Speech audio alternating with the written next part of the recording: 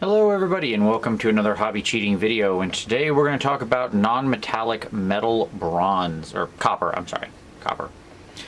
Although bronze would just be subtract the red and orange from this for the most part, but we're talking about copper. Sorry. So most of I've done previous non-metallic metal videos on steel and gold, and honestly those two colors are, I think, quite easy. Once you really figure out your sort of yellow ochre you want to use and stuff like that, gold becomes pretty straightforward. Silver is one of the more simple things. You just need a white to black with a slight blue or brown tinge and you're more or less ready to go. But copper is a really weird color. It's kind of brown, it's kind of red, it's kind of orange, depending on how it reflects. It acts kind of like gold, but it's much more ruddy. It's just a very difficult color to replicate. And so I've been playing for a long time with recipes, and I finally have one that I like, and I'm just gonna go ahead and apologize in advance for this recipe because it's insane. And I don't expect you to have all the paints that I have here. So I'll try to talk about equivalents. Okay, but we're gonna get into it. And so, what colors are we gonna use today? Tuck in, here we go. Mission Models Rot Brown. It's this one, right here. It's a somewhat warm brown. Then we've got Slow Fuse Gaming's, their new stuff, which I picked up a set of to try. They sent out a set to me, which was very nice. Mahogany, which is this one. It's this really nice red brown, like very red brown. We've got some Daler-Rowney FW ink, Red Earth, one of my favorite amongst the ink line. That's this guy right here. As you can see, we travel more red. We have some Scale 75 Mars Orange, which is a nice, fairly mid, just standard old orange. And then we have Scale 75 Birch, which is a very soft, muted white. You can see they're very creamy. And then we have some Slow Fuse Bright Ivory, as well as some Vallejo yellow ink. That's right there. So, equivalencies. Sure, I don't know the GW range well enough to say, but in this case, you know, a fairly straight and somewhat desaturated brown, a pretty rich red brown. I think like maybe Rhinox hide is in this color range. I'm not sure off the top of my head. I really don't know the GW colors, I apologize. Any standard orange, a rich deep red ink. I know there are a couple of Vallejo colors that match in this, but any sort of, it doesn't need to be ink. I just happen to like it for our purposes. This could be like, I think like Rakarth Flesh or something like that, or Flayed One Flesh, maybe something like that is in this range. And then this is just any ivory, and that's just yellow ink or yellow paint. But you want it to not bright yellow, not like sun yellow. You want a nice mid-tone yellow. Okay, these are the ones that I use. There you go. All right. So we start out and we take, well, one of the things we're going to want to make here is we want a nice orange brown. So I use this pretty neutral brown and mix it with this orange. We're going to get a touch of that red in there to warm it up. Just a little bit.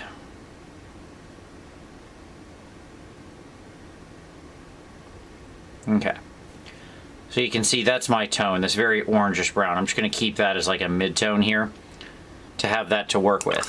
And off camera, before I started, I went ahead and base coated, which we're going to adjust the camera here so this guy's in. I'm trying to be zoomed way in for you here so you can see. So let's go ahead and zoom in on this guy.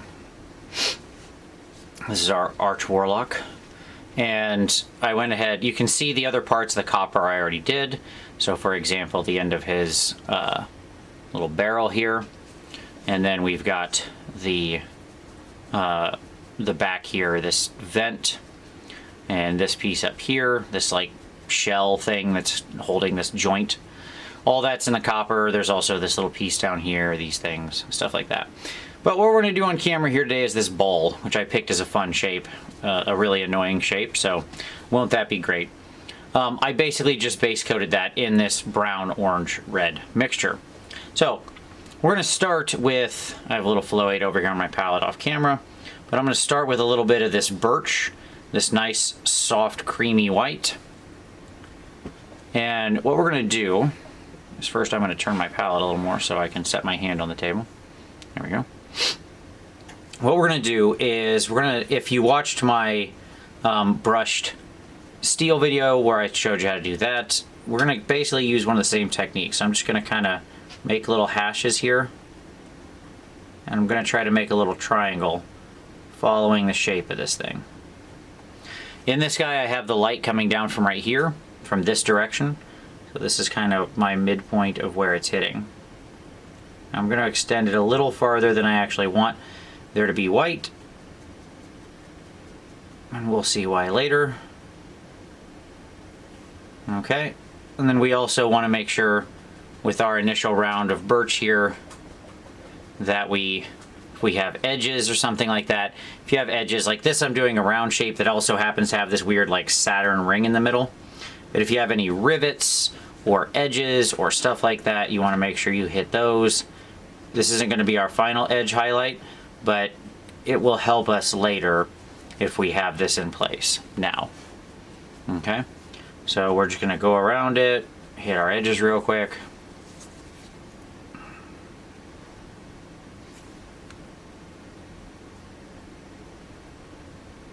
Okay, we'll come back and do the rivets later. If we get them accidentally, that's fine. Now, we have the main light here. We'll do a second little coat right in the center. So you can see we have that transition from where it goes soft to a stronger highlight in the middle. And then what we need to then do is we also need our reflected light. Now, normally on a globe, if the light comes down and hits here, it would bounce off the ground and hit here, like on the lower part of the globe. So you have your ground reflection right here. Unfortunately, that's where this little tube is running. So instead of that, we're gonna do a nice soft reflection on the backside here. We're gonna cheat just a little, just for some visual interest. It's not that wrong. He's kind of at an angle. I have the light coming in from a bit of an angle. We can take a little bit of artistic license. You notice I'm making these hashes, right? So I'm not trying to draw. Oops, sorry, I just want to make sure I'm totally in focus. There we go. I'm not trying to draw a glaze. I'm not doing it like that. I'm purposely stabbing at the miniature.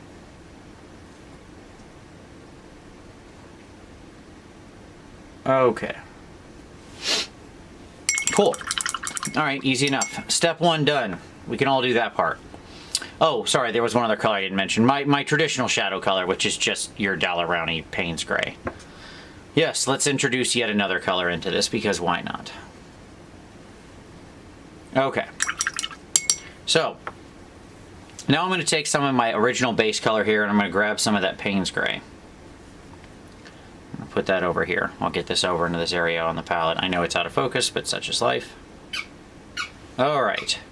And what I'm going to do is I'm going to draw a little bit of the brown into that and create a nice shadow color of it. I just want it to be kind of a soft version of it. I don't want it to be too dark. So I'm just going to kind of mix that around. Okay? Until I get something that's a nice darker version of it. And we can test exactly how dark it is on the back of our hand. Looks about right. Now we're going to place our shadows. And having this nice dark brown blue, I like the Payne's Gray for this a lot, because it has a nice coldness to it, which works well against the warmth of the highlights. So for our shadows, we're going to actually go like here. Okay. Basically, the light comes down, it's going to spill around the side. The darkest parts aren't the immediate opposite of the light. Okay, because the immediate opposite of the light is getting hit by reflected light. So the actual darkest parts are, one, either this underside that's like completely enshadowed. Okay. Or it's going to, like on a globe or something round, the same would be true on like a bracer or a van brace or something. The darkest part will be this, let's call it, I don't know, if the light is noon, It's not like 3 and 9 o'clock. It's more like 4 and what is that? 4 o'clock and 8 o'clock? Yeah, if that makes sense on the clock. Okay. So we just kind of lay that shadow in there. And then much the same as with last time, we do a second little layer right in the middle. Again, you notice I'm still using my hashing motion here. So when you're doing this sort of non-metallic metal style like this, especially on a thing like that, like a round shape like this of metal, it can help to use this hash style where your brushes has this kind of a motion. Think of it just like a sewing machine. Okay. All right. So now what we want to do is we're going to take a little bit of that yellow ink, and I just want to kind of warm up my light. So what I'm going to do is over here on the, because I want to show which side is getting hit directly by the sun. Okay, so to do that, we're going to actually warm up that light source. The fun of having 3 dogs is that there's always dog hair. And so I'm going to take some of this yellow, and I'm going to start on the very edge and just drag it into there. And then down below the highlight, where I'm not really putting any light, I'm just going to use the yellow. In fact, I might just grab a little bit of that birch in there and just pull a little bit in there. Just a little. Just so it's a little bit of light cast down. That seems nice. It seems like there'd be a little there. And then on the other side here, what we're doing by using this yellow is, we need to show which side of this is actually warm. It's not gold. Like if I stopped here, I'm starting to get a gold color because I have the yellow in there. It's gold case. And I don't want this to be gold, but you'll see how we back it out. The point is I need to create my light source here as warm, whereas my light source here, which is reflected off of the ground, which is going to be theoretically stone and cold, this will be a darker light source. Okay, so now we've warmed that up a little. Now what we're going to do is we're going to come in with our orange. We're actually going to grab a bunch of Flow Aid. We're going to grab some orange. We're going to get it nice and thin. Now, one of the reasons I like this Mars orange is it's relatively bright. It's also, because it's scale 75, incredibly strongly pigmented, but I'm still going to end up with something like that. That's what I want. Now what I'm going to do is go over what I just did, but a little bit more. So I'm going to start in the white and just kind of drag my way around. This time I'm going to go farther than the yellow. Farther than the yellow. I'm just warming up that copper. Now I understand what you're saying, Vince. Why wouldn't you? And this time I am going to put some of the orange in the shadow. The reason I laid down that yellow ink is so there is a distinction. The orange going over white straight does not have the same look as the orange going over the white with the yellow over top, because that yellow ink makes a difference. Okay.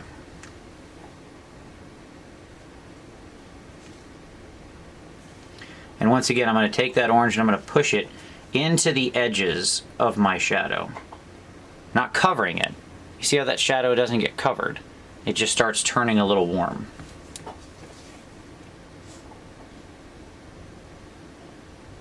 Okay. Good? All right. Now, next up, what we're going to do is we're going to take some of our red ink here, okay? I'm going to pull some of that up here. Once again, I'm going to get some Flow Aid. I'm going to get some water. Once again, Daler-Rowney ink, incredibly heavily pigmented. So I can afford to thin it out. We're going to test on the back of our finger. What I end up with is something like that. That looks about right. And now what I'm going to do is very near this area here. Oops, sorry. Let's get, he has a lot of little pokey bits which want to get in the way of the camera. There we are. Okay. Very near this light source. Again, now over everything, we're going to take that red. Still a little strong. That's okay. And we're just going to drag that red right along. You notice my brush is still moving in that like hashy slice motion, but I'm always going away from the light. Extend it out just a little bit more. Push that edge right in there. Do the same in the opposite direction.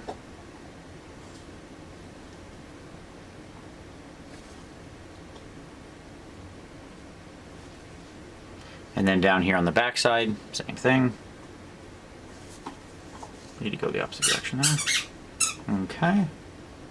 And then like that. Okay. Smoothing the edge of that dark color there. Okay. All right. So you can see how now we're getting this nice transition and travel around this ball, right? Okay.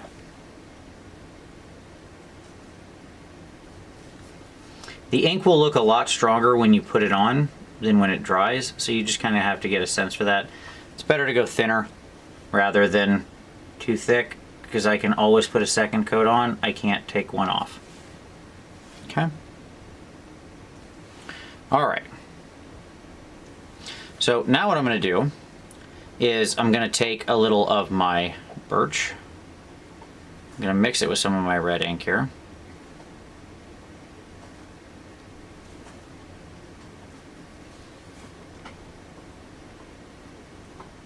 So I get this nice pink tone. Copper highlight actually has a rather nice pink tone to it.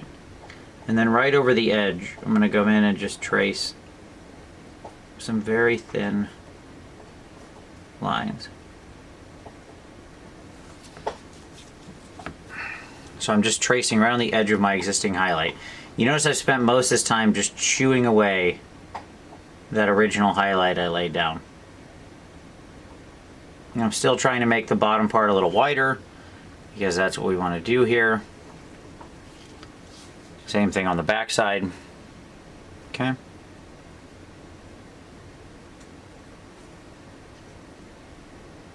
Okay. All right. So now we've got a nice reflection traveling there. But we're not done, because we're going to go back into that flow 8. Now we're going to get some of this bright ivory. And now what we want to do is we want to sketch out where our high highlights are. So where the light's the brightest, I'm going to go over that birch. So there, like, that edge is an obvious one. But then also, right down the center of this line, I'm going to take it and we're going to just go ahead and make our little thin hashes.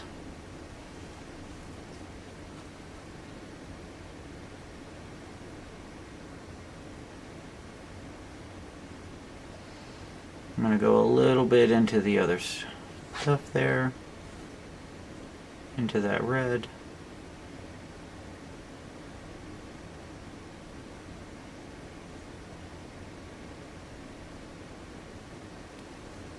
Okay.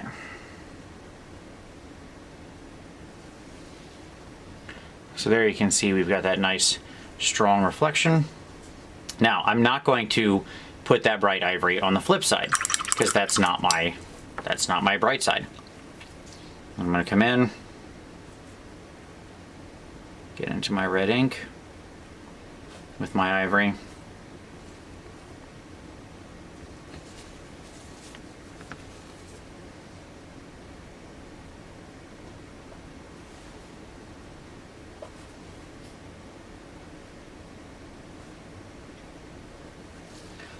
Smooth that edge. Again, we're just doing, see how my brush is moving? Just tiny itty bitty little baby hashes.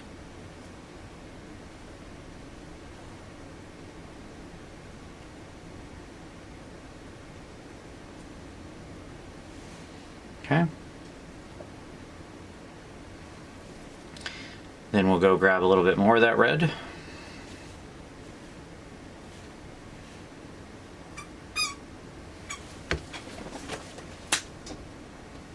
Okay. Now we want to get a little more pure version of that.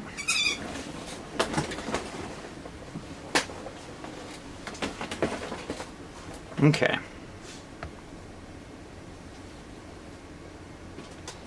And what we're going to do is we're going to bring that red around. Same thing, we just warm it up slowly, but we want that brown undertone there the whole time.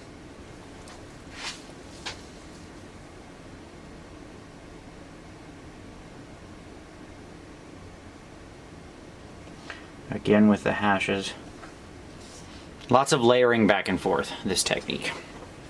All right, so now we need to connect in our shadows. So this original dark red, the mahogany, that I really haven't used much yet, now we're gonna get a little flow aid. We're gonna take some of that, which is a nice dark color.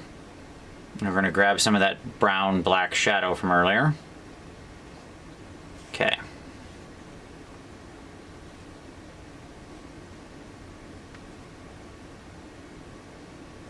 And now we're gonna go ahead and connect these two dots.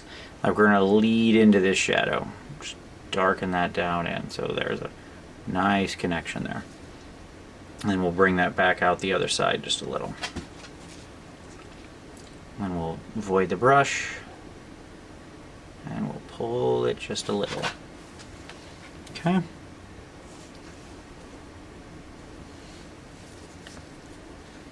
And then same thing over here. We just work that nice darker shadow that connects our two colors together. Okay.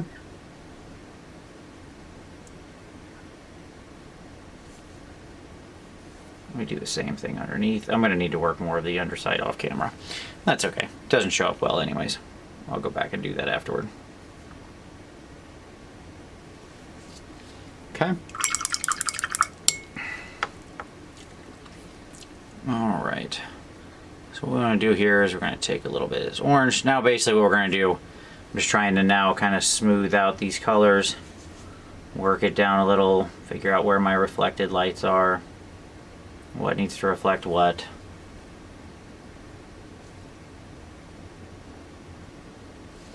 Now we just kind of push tones around until we get a nice spread. Okay, and that's basically the deal right there. So you can see now what you get is this nice red coppery transition around that globe, right? That's basically it. I say because that makes it sound so easy, doesn't it? The key with this technique is that the copper, the red of the copper, to kind of break this down for everybody, because the actual paint application, like I'm gonna go back and spend another, hour on this ball after I stop hitting record, okay? To just smooth out every blend and stuff like that, and maybe like play with the size and width of the highlight or whatever. Like, is that highlight the right width? Probably not. It's probably a little too wide. So like what I need to do is have more of my red copper here, kind of this color. It's still got some of the white in it. Maybe grab just a touch of that regular mahogany to brown it up. You want this, like, it's this, copper's this sort of weird red, brown, orange color. It seems to be everything all at once. So I'll probably like very slowly push that thing in, just so I have a nice thin reflection line, but then I'll probably push it too far. And so I'll play back with it again. As with all non-metallic metal, a lot of it is really just a lot of like glazing or blending or, lining back and forth until you get to exactly where you want. The key with it is you need to, so when we think about copper, here's my take homes for you. Copper's a complicated color as opposed to gold because it's very rich in a lot of unusual tones. So when we look at the highlight, it's going to reflect darn near white still, because it's still a reflective shiny metal. So wherever the point is that's hit by direct light, it's still going to show up white, just like the claw or just like the gold, right, of this guy's. Like if you look at the rat and the gold, right, or the blades.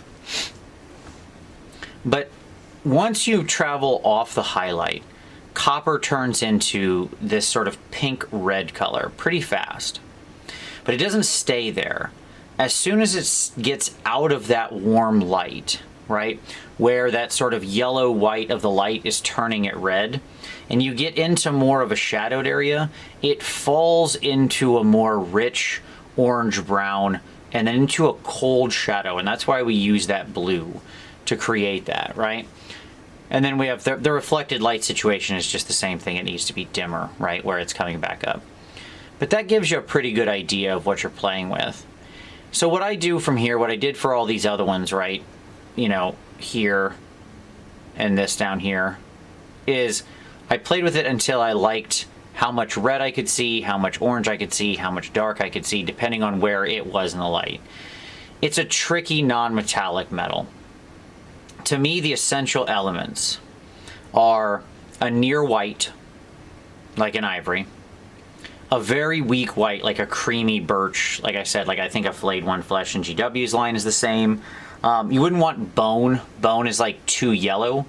You need something that's just like a weak, creamy white. As I said, this birch from Scale 75 is perfect, but I'm sure there are others out there. You want a nice muted red, you know, something like this red ink, a red earth, which is a somewhat orange red with a little brown in it. And then you want some kind of brown and orange mixture. I think that, I think there are, you know, if you look around at recipes, you'll see people's different colors they use for the different elements of this.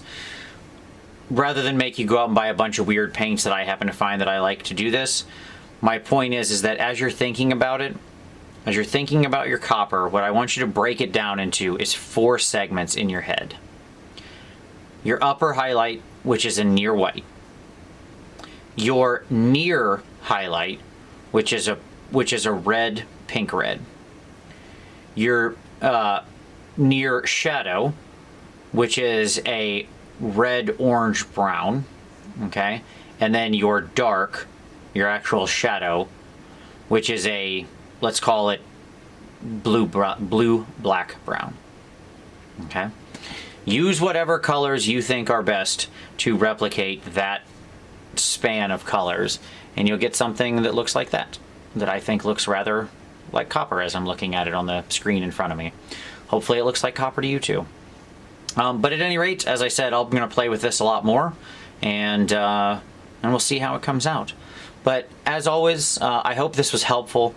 I hope this gave you some thoughts for how to replicate non-metallic copper. There's just not a lot of information out there about this because it is a really tough recipe to match. It's just a really tough series of colors to travel through. So as you experiment with this, feel free to hit me down in the comments below and ask questions. I'm more than happy to help. This one took a long time for me to experiment with, but I am pretty excited about this now. So I will definitely help out. Give it a like if you like it. Subscribe for additional hobby cheating in the future. We have new videos here every Wednesday, Friday, and Saturday. But as always, I appreciate you watching this one very much, and we'll see you next time.